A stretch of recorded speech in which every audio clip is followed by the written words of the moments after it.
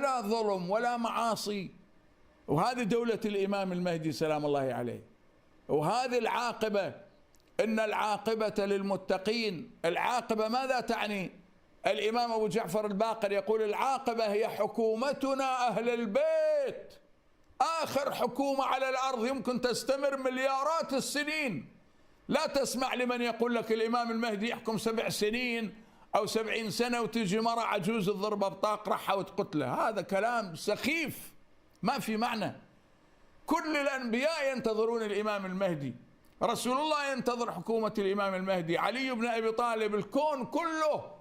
الله يقول انتظروا إني معكم من المنتظرين. ينتظر إلى 7 سنين يحكم و70 سنة؟ لا. هذا الخضر الآن عمره 20,000 سنة، الخضر، وهو جعله الله إناسا للإمام المهدي سلام الله عليه. نوح سلام الله عليه عاش 3500 سنة، وإمامنا المهدي يحكم 7 سنين.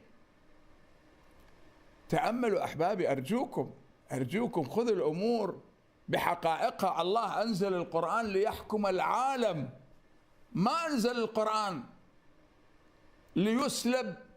تسلب إرادته أو يكون بعيد عن الناس. لا لا لا أبدا.